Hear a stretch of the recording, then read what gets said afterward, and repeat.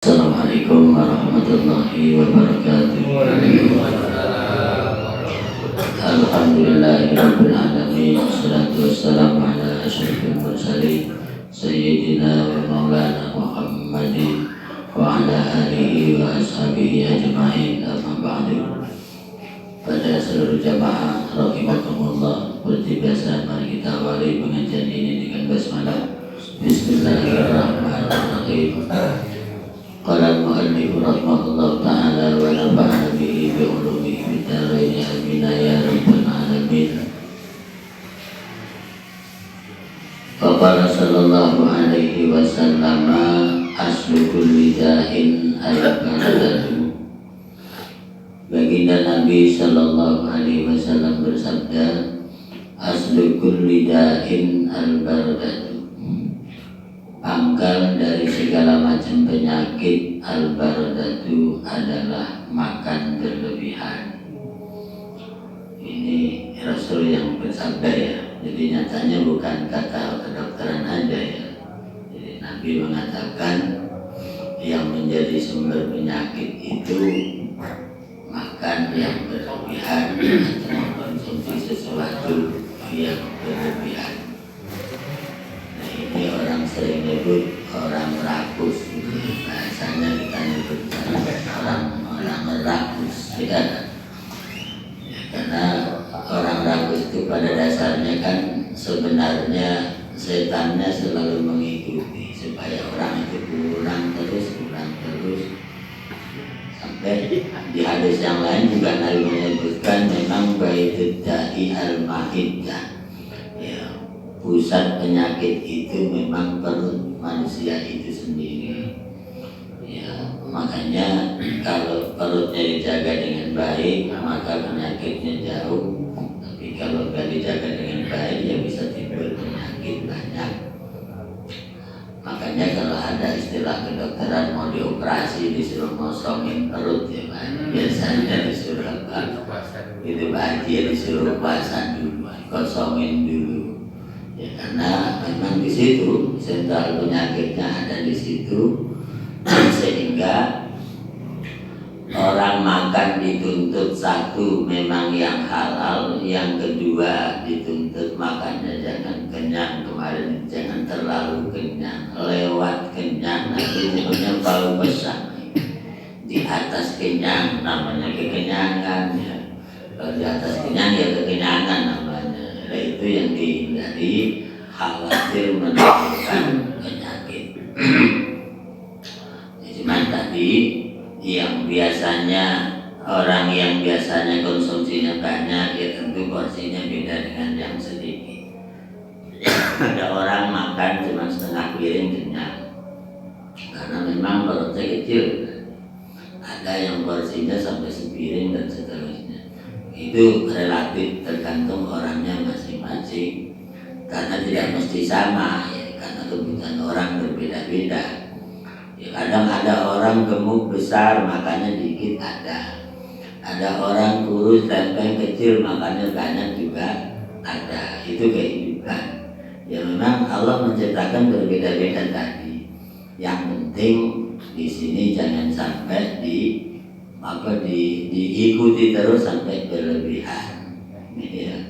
Itu ya, makanya caranya gimana ya, tadi lah kita ingat bahwa makanan yang kita minum dan minuman yang kita minum itu semuanya akan menimbulkan energi dalam kehidupan kita, baik energi positif maupun negatif. Kalau yang dikonsumsi banyak yang kurang baik ya tentu saja energinya jadi kurang baik gitu.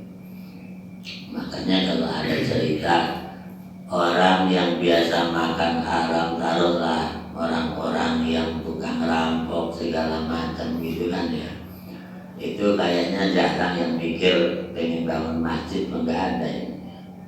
Orang yang tukang rampok ada nggak yang mikirin bangun masjid? Kayaknya nggak ada. Karena yang dimakan haram, ya pikirannya ke haram lagi. Itu jadwalnya. Itu memang di sana kata Nabi bahwa penyebab segala macam penyakit itu ternyata atuh tadi itu al-barodah. Ya, jadi kalimatnya kayak begitu, bahwa mengisi perut berlebihan itu sebagai sumber penyakit. Wa qala sallallahu sayyidul amali al-ju'u. Wa qala al-ju'u mukhul ibadah. Selanjutnya Nabi bersabda lagi, sayyidul amal al-ju'u. Ya, pongkol atau asal dasar amal yang baik itu adalah lapar. Ya, sekaligus lapar adalah intisari ibadah. Jadi kalau orang beramal pangkalnya memang tidak kekenyangan, itu memang yang terbaik, karena itu amal insya Allah murni ikhlas karena Allah. Ya, makanya orang yang perutnya tidak terlalu kenyang, sholatnya kuat. Ya, tapi kalau kekenyangan, sholatnya biasanya ya kurang kuat, alias baru takbir udah hangok, udah ngantuk, baru juga 2 rakaat salat tarawih udah lemes karena perutnya kekenyangan. Tapi kalau dia makannya sedang aja, enggak, dia akan gagah dalam ibadah yang disebut dengan taufik. Jadi taufik itu gagah dalam beribadah kalau bahasa kita. Ya. Wa fil ihya qala Nabi sallallahu man haja abadahu azumat fikratu wa fatuna qalbuhu. Nabi menyebutkan lagi, siapa yang perutnya dikurangi konsumsinya alias tidak kenyangan tadi, azumat fikratu, maka besarlah daya kemampuan berpikirnya. Wa fatuna qalbuhu, dan hatinya akan jernih. Artinya apa? Yang jadi sumber pikiran cerdas, hati jernih itu sebenarnya karena tadi itu perutnya tidak kekenyangan, itu menjadi sumber pikiran jadi cerdas. Ya, tapi sama aja begini, kalau kekenyangan kurang cerdas, terlalu lapar juga kurang cerdas. Jadi yang benar gimana ya, sedang tadi itu. Ya karena kalau kelaparan ya mikirnya ya nggak bisa juga kan, biasanya malah lemas, nggak bisa mikir gitu. Jadi yang sedang tadi itu, kekenyangan baru mikir sebentar udah tidur, sama aja kan, nggak dapat hasil juga. Ya, makanya kemarin di awal itu disebutkan kan, man sabiha wa nama qasa qalbu. Ya, siapa yang selalu kenyang dan terus rajin tidur, maka hatinya keras, kan kemarin kayak begitu. Ya, memang begitu masalahnya. Orang yang mengikuti hobi tidur, hobi makan, itu otomatis dia nafsunya akan semakin kuat, syahwatnya juga semakin kuat. Sehingga kalau ada orang negur, pasti dia akan kepancing oleh nafsu yang kuat itu. Sehingga orang yang banyak makan, banyak tidur, dibanguni sholat subuh, boleh jadi marah-marah. Ya karena memang syahwatnya jadi kuat karena banyak makan, banyak tidur, begitu dibangunin marah-marah. Ya karena sahabatnya kuat, dia orang kenyang tadi itu. Ya beda yang dibangunin ketika tidurnya lapar dan dibangunin sholat, dan dia enteng bangunnya, beda dengan yang tadi. Ya jadi memang disitulah jadi sumber kekuatan sahabat di sana. Ya, cuman kan tadi, apapun alasannya, mau syahwat yang model bagaimanapun, kalau memang awalnya dia makannya memang sesuatu yang halal, biasanya masih mudah untuk diatur dalam kehidupan. Ya, wa qala sallallahu alaihi wasallam aqrabukum minni yaumal qiyamah aktsarukum ju'an wa tafakkuran. Selanjutnya Nabi bersabda, kalian yang paling dekat kepadaku, kata Nabi, di hari kiamat nanti adalah kalian yang paling banyak laparnya dan tafakkurnya. Jadi nanti orang itu kan di hari kiamat berebut ingin jadi orang yang paling dekat dengan Rasulullah. Jadi karena di yaumul kiamat itu dibilangnya tokoh sentral satu-satunya adalah Rasulullah. Nah nanti orang di hari kiamat itu semuanya berebut ingin mendekat kepada Rasulullah. Nah itu ya sama di dunia juga, kalau ada orang terkenal kan banyak orang yang mendekat kan gitu. Apalagi nanti tokoh sentral satu-satunya nanti yang kiamat. Dan di sini orang yang paling dekat dengan Nabi dari kiamat apa? Orang yang hidupnya sering lapar alias sering puasa. Yang kedua, orang yang hidupnya rajin bertafakkur. Itu orang yang paling dekat posisinya dengan Rasul di hari kiamat. Jadi nyatanya lapar dan tafakkur, puasa dengan tafakkur itu kayaknya jadi satu, ya. Karena kalau orang puasa perutnya lapar, biasanya pikirannya muncul, ya. Biasanya pikirannya muncul, ya Allah, saya lapar sehari aja begini, bagaimana orang yang sehari makan sehari tidak? Jadi muncul pikiran gara-gara perutnya lapar. Gitu. Jadi tafakur itu muncul diantaranya disebabkan oleh rasa lapar itu. Makanya orang yang hidupnya rajin puasa, entah Senin, entah Kamis, entah Yaumul Bid, ya, atau puasa-puasa yang lain seperti puasa Asyura dan seterusnya, ya itu semua memang tujuannya untuk mencerdaskan pikiran supaya dia bertafakur. Dan tafakur itu ibadah yang gak kelihatan tapi pahalanya besar. Ya kan ya? Nabi bahasanya gini, at-tafakur sa'atan khairun min ibadati sanatin. Orang bertafakur 1 jam ya sama apa lebih baik pahalanya daripada ibadah 1 tahun.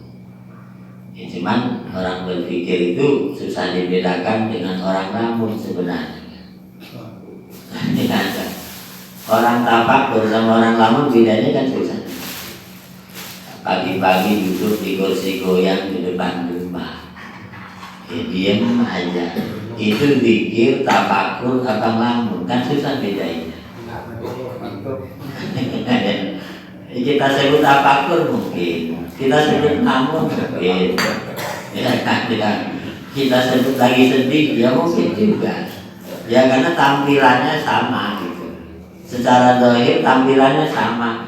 Ini orang lagi pikir, tafakur, abang lamun. Nah di situ susah dibedakan. Yang membedakan tentu ada di hatinya masing-masing. Ya, lah orang berpikir 1 jam ternyata pahalanya lebih baik daripada ibadah setahun kalau memang berpikirnya positif. Itu. Lah kalau orang yang biasa mikir 1 jam itu udah kemana-mana mikir, ya kan? Kalau seorang jurnalis, orang biasa nulis 1 jam itu udah banyak judul yang disampaikan. Ya. Tapi kalau orang yang nggak biasa berpikir ya 1 jam itu ya nggak dapat apa-apa, ya, kosong aja. Tapi orang-orang yang biasa berpikir enggak, ya. Itu tafakur. Makanya kalau Imam Ghazali nyebut at-tafakkur, ya, at-tafakkur huwa dzikr, ya, atau al-fikru wal dzikru wal fikru.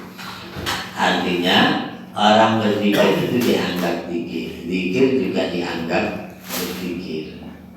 Kenapa? Karena dua-duanya mengingat kebaikan dan mengingat Allah. Itu yang dimaksud, dua-duanya dianggap ibadah.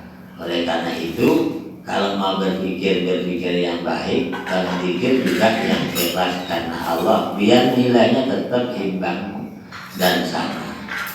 Ya, karena kita yang kita bahas di sini ini kan memang masih bab kemarin, yaitu keutamaan mengurangi makan, tidur dan senang-senang gitu. Ya, makanya di Al-Quran itu nyinggung orang munafiknya bahasanya begini, waliyat haku qalilan waliyat ku katsiran, waliyat haku qalilan waliyat ku katsiran. Hendaklah orang-orang munafik itu banyak tertawa, tetapi nanti dia akan banyak menangis. Artinya orang-orang yang hidupnya diisi dengan senang terus dituruti terus, itu nantinya di akhirat akan banyak menyesali dan menangis. Ya, makanya hidup itu yang bagus dia senang ala kadar. Ya kan, seandainya sedih juga, sedihnya juga ala kadarnya aja. Ya karena hidup itu kayak begitu. Ya karena kalau terlalu senang ya gak baik. Ya, terlalu banyak tidur ya gak baik. Ya, terlalu makan terus juga tidak baik juga dalam kehidupan. Ya, jadi yang bagus ya tadi ambil jalan tengah lah, tidur sesuai dengan aturan, senang juga sesuai dengan aturan. Dan ini kan kadang-kadang ada orang mentang-mentang uangnya banyak, hajatan 5 hari 5 malam. Ada orang hajatan 5 hari 5 malam. Ya saking kebanyakan uangnya, jadi hajatannya 5 hari 5 malam. Ada 7 hari.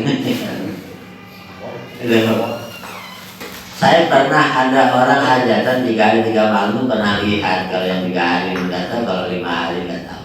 Jadi kalau 3 hari 3 malam saya pernah lihat. Ya karena dia orang kaya, hajatnya 3 hari 3 malam. Ya tapi kebetulan dia orang soleh, jadi 3 malam juga bagus. Jadi yang pertama hajatannya itu isinya terkait dengan wiridan. Kemudian berikutnya pernikahan, berikutnya lagi khitanan masal. Jadi bagus dia. Ya artinya itu mau 3 hari juga positif gitu. Itu pernah saya lihat sekali. Ya di sana daerah istrinya Banjir, daerah Jalupang. Ya, daerah Banjir bukan? Pasir. Daerah, iya memang bus pasir itu yang hajat tadi. Jadi yang hajat bus pasir Jalupang itu. Saya tahunya itu 3 hari.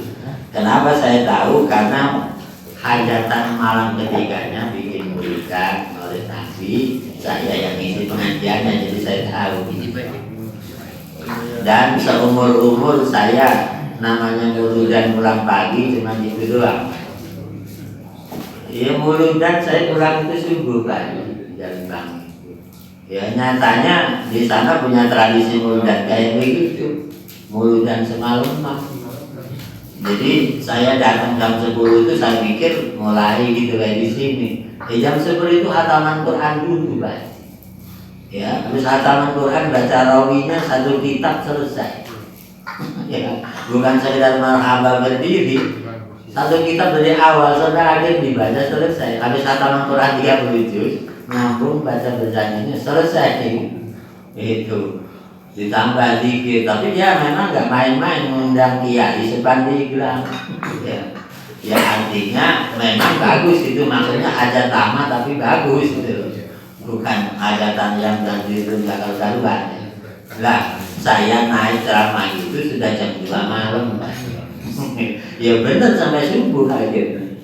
Nah ini kemuludan sampai subuh. Seumur-umur baru sekali itu saya namanya muludan sampai subuh kan. Itu di Jalupang itu yang bos pasir itu. Ya itulah. Sampai saya ketemu Satoha itu cucunya Maulana Mansur yang di Madinah, dia baru pulang. Ikut hadir itu di situ. Jadi ya itu juga bagus lah, artinya kaya bersyukur hajatan 3 hari tapi positif gitu loh. Malam pertamanya pernikahan anaknya, khitanan masal, lalu kemudian malam yang ketiganya. Ya itu bagus, dia nyebutnya ngundang kiai khos di Pandeglang, kiai-kiai yang sepuh maksudnya kayak itu ya cerita yang pernah terjadi. Senang begitu itu nggak salah karena ibadah. Kalau senangnya yang maksiat baru dilarang. Ini kan dari sini memang seperti itu singgungan Al-Quran. Faliyat aku qalilan waliyat bukan. Orang-orang munafik itu dipersilahkan ketawa sebanyak-banyaknya di dunia, silahkan menangis sebanyak-banyaknya di akhirat. Itu orang munafik. Ya kan orang-orang munafik kayak begitu di dunia kan. Rasulullah maju, dianya iri, akhirnya orang Islam diganggu. Dengan ya sama di zaman sekarang juga kayaknya banyak orang munafik itu. Iya. Lihat orang Islam seneng gak suka ganggu, ya ganggunya macam-macam namanya kehidupan. Ya kan? Kalau sekarang orang ganggu orang gak perlu ketemu di depannya ya. Iya, cukup pakai medsos juga udah bisa. Kalau dulu kan orang ganggu ada di depan mata. Ya kalau sekarang ya enggak beda lagi. Itu zamannya berubah. Ya makanya walaupun berubah, tetap substansinya sama. Ya, bahwa penghinaan itu tidak baik, menertawakan orang yang baik itu juga bagian dari sikap orang-orang munafik. Itu. Makanya ketika itu terjadi, Allah tadi kasih peringatan. Nanti silakan aja kalau orang munafik mau senang-senang selama hidup. Tapi ingat kalau sudah di akhirat nggak bisa, kesempatan senang itu udah nggak ada. Adanya cuma menangis sepanjang masa atau menangis selama-lamanya. Ya, karena apa? Karena orang munafik itu Al-Quran ancamannya innal munafiqina fid darkil asfali minan nar. Sesungguhnya orang munafik itu di nerakanya ada di dasar neraka yang paling bawah. Jadi orang munafik itu azabnya paling berat. Jadi di neraka itu istilah kita intip. Kerak, kan? Jadi keraknya neraka orang munafik. Jadi dia di bawah, di atasnya orang kafir, di atasnya lagi setan. Jadi setan itu masih nunggangin dia di neraka juga, dia ada di atas. Jadi munafik paling bawah, orang kafir baru di atasnya setan-setan yang mengganggu itu. Nah, itu ancamannya. Makanya hidup itu orang dilarang senang-senang seperti orang munafik, senang tapi untuk penderitaan orang lain itu tidak boleh. Ya makanya tertawa di atas penderitaan orang lain itu bagian dari kemunafikan dalam hidup ini. Ya, cuman persoalannya kenapa sih orang bersikap munafik? Itu yang perlu dikaji kan. Kenapa orang bersikap munafik senang di atas penderitaan orang? Ya karena orang munafik itu pasti punya agenda kan? Ya kan? Orang munafik itu punya agenda biasanya dia ingin sesuatu tidak sampai, yang sampai malah orang lain. Itu kan? Kemudian timbul yang tadi itu kelihatannya baik, padahal tidak baik. Itu susah kan dalam hidup tukar begitu itu. Ya, iya pura-pura baik. Ya pura-pura baik itu kan bahaya sekali. Ya memang disitulah susah. Ya, sehingga kalau orang-orang tertentu mengatakan kemunafikan itu memang lebih baik dihindari, bahkan dia lebih ganas dibanding orang yang jahat sekalipun. Iya kan sih kata bayi bisa dalam selimut kalau bisa dalam ya artinya kelihatannya baik tapi kadang-kadang nikam dari belakang kan bingung.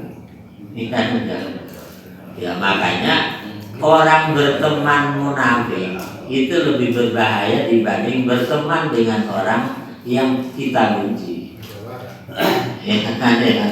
Karena kalau berteman dengan orang yang dibenci, memang ketahuan bencinya. Tapi kalau yang munafik tadi kan sulit sekali. Ya, sehingga banyak orang-orang yang kelihatannya baik ternyata ujungnya masuk penjara dua-duanya. Itu kan gara-gara kemunafikan. Ya itulah, ya awal-awal bikin lembaga inilah ya kan, bikin tabungan ini, arisan ini gitu kan ya kadang-kadang. Gak taunya dikhianati temen-temennya, uangnya dibawa kabur. Itu kemunafikan. Ya kan, dulu yang banyak kemunafikan itu di bidang bisnis biasanya. Dulu namanya banyak yang ketipu itu namanya MLM, MLM, multi level marketing ya. Iya, multi level marketing itu dulu yang banyak. Ya kan, ada arisan namanya langit biru. Itu orang Serang banyak yang kejeblos. Kebanyakan para ustadz lagi Pak RT, alhamdulillah. Iya, yang langit biru yang di Tangerang ya. Iya, sampai ada seorang kiai ketipu di situ lalu stroke lalu meninggal. Kasihan kan? Karena tiba-tiba harus ganti miliaran, uang boro-boro miliaran. Akhirnya stroke sampai sakit. Ada lagi dulu yang model begitu itu ada yang namanya Tiansi ya. Ujungnya juga sama, penjara-penjara lagi. Jadi banyak sekali. Ya ada lagi yang bahasanya ke Islam-Islaman, ya kan? Apa itu dulu? Yayasan Lillah, Lillah, ya. Yayasan Lillah apa namanya? Itu sama bahasanya kayak Islam-Islam gitu kan, Lillah, Yayasan Lillah apa? Iya, katanya ujung-ujungnya yang main adalah orang-orang China di atas. Wah, ini uang dikeruk habis dibawa kabur. Akhirnya pada stres semua. Nah itu kan kasihan ya, kasihan sekali. Nah itu kemunafikan yang membuat orang jadi rusak. Ya. Nah sekarang juga masih banyak yang begitu-begitu kan banyak, masih banyak, cuman wajahnya selalu berubah-ubah. Ya, termasuk itu yang ditangkap polisi Kotak Amal di Indomaret, di Alfamaret yang namanya Ibnu Abbas segala macam, nggak tahunya dana teroris. Iya kan gitu. Dia kemana-mana di mall segala macam, nggak tahunya dikumpulkan untuk itulah. Di sana itu lah, di sinilah kita memang perlu waspada terhadap kemunafikan itu.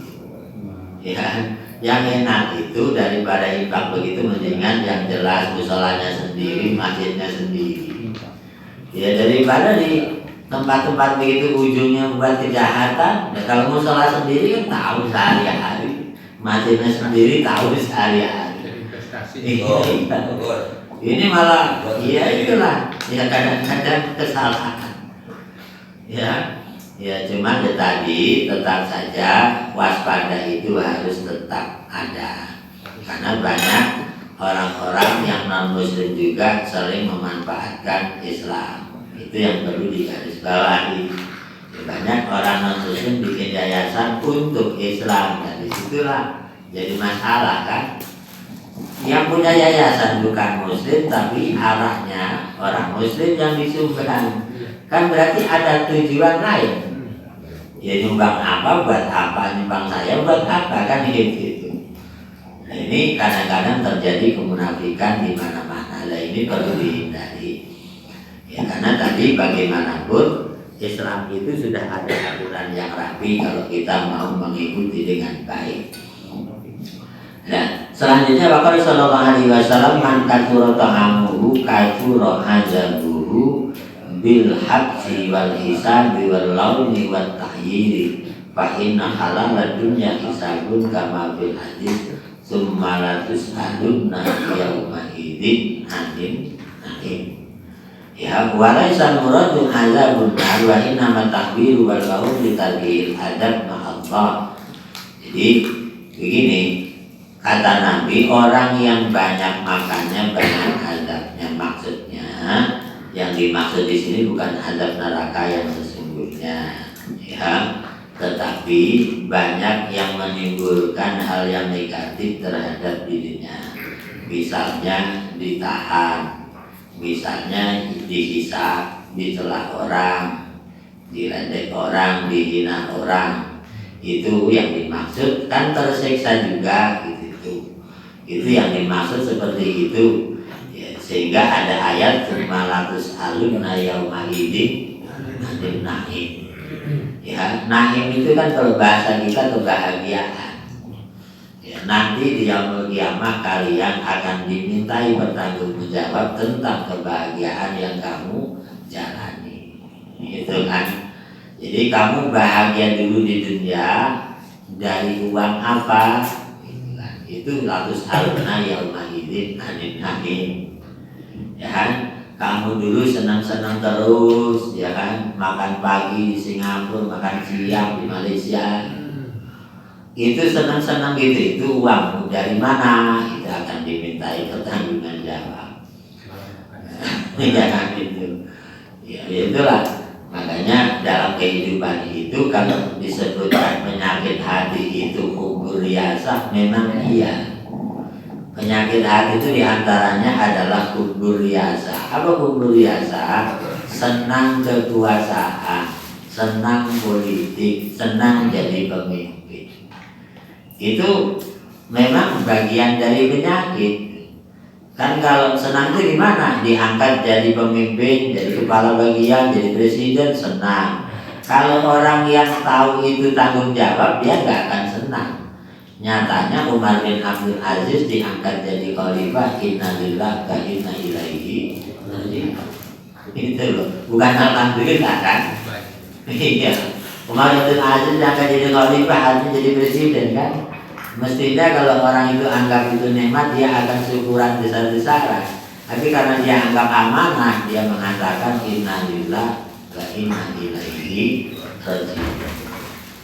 Cuman sekarang kalau ada orang nulis begitu di depan rumah, Pak kok innalillahi, iya kemarin saya diangkat jadi kepala bagian. Kayaknya nggak ada ya. Ditulis di depan rumah innalillahi, kok ada innalillahi, iya saya naik jabatan. Kayaknya nggak ada ya. Dikira orang mati malah nantinya ya. Ya itulah artinya Sumaratus aluna yauma itu bagaimana orang yang menafsirkan tadi. Jadi semua kenikmatan yang dianggap kebahagiaan itu akan dimintai pertanggungan jawab. Cuma begini, kalau ada orang ketahuan, kita tahu orang itu tukang korupsi, kemudian orang itu ngasih sedekah, diterima apa enggak? Kira-kira diterima apa enggak? Ya, kalau dalam fikih disuruh diterima aja. Ya, orang biasa korupsi dan yang lain-lain lah, sebut aja sejenis itu, gitu kan. Kemudian dia rajin sedekah, yang dikasih sedekah gimana? Disuruh terima aja. Kenapa? Karena korupsi satu persoalan, menerima persoalan yang lain. Maksudnya yang tanggung jawab korupsinya kan dia, gitu loh. Ya. Jadi orang yang terima ini beda lagi persoalannya, gitu. Makanya Rasulullah itu kalau dikasih hadiah sama orang non Muslim diterima. Iya, seperti Raja Heraklius pada zaman itu yang kita sering nyebut Raja Konstantinopel, ya kan? Orang sekarang nyebut Hercules, gitu kan? Heraklius, Raja Konstantinopel, ya, Raja Konstantin Romawi nyebutnya kan? Ya, Konstantin itu kan sekarang ada di Turki malah Pak. Sejarahnya berubah lagi posisinya. Ya, memang negara berubah semua, di mana sekarang letaknya itu. Nah itu memang kayak begitu, orang dikasih orang memang nggak boleh ditolak. Gitu. Setelah diterima kemudian mau dimakan apa enggak soal lain lagi. Gitu. Kenapa? Karena kata Nabi, tawakal yang paling rendah itu tidak menolak pemberian orang lain. Itu nilai tawakal yang paling rendah. Jadi kalau kita tolak berarti kita tidak bertawakal dalam posisi yang paling rendah. Itu. Nah tadi tetap saja pemberian setelah kita terima mau diapakan silakan aja kan, itu lain lagi. Ada orang ulang tahun agamanya beda, kuenya gimana dikasih, terima aja dikasih. Untuk apa? Untuk menyenangkan orang, menghargai manusianya, biar hatinya nggak kesinggung persoalannya. itu kan dapat pahala, ya kan? Menyenangkan orang itu perintah Islam. Soal isi hadiahnya beda lagi soalnya. Cuma gitu, kalau kita mau cerita hal-hal yang sifatnya sosial itu kan umum. Dinas sosial misalnya, dinas sosial itu yang nyumbang juga ada muslim, ada non-muslim, bahkan non-muslim jauh lebih besar dibanding yang muslim. Itu kan, ya itu kalau kita mau lihat, ya karena memang urusannya sosial, ya kan. Jadi apalagi sosial kan, dikasih dari siapa aja terima aja, namanya juga sosial. Itu toh itu kan tidak selamanya mesti jadi makanan. Kalau sosial kan tidak selamanya jadi makanan, berarti ada orang kebanjiran, berarti kan di sana bisa beli tenda, bisa beli pakaian. Itu kan tidak semuanya dimakan kan, makanya tidak ada masalah. Sehingga tawakal yang terendah kata Nabi adalah menerima pemberian orang kalau diberi oleh orang lain, walaupun kita tahu orang lain itu misalnya ya suka usaha yang kurang halal atau tidak halal, ya, karena persoalannya tanggung jawab orang tersebut, ya inilah yang dapat dikatakan, mudah-mudahan ada manfaatnya. Terima kasih dan maaf. Assalamualaikum warahmatullahi wabarakatuh.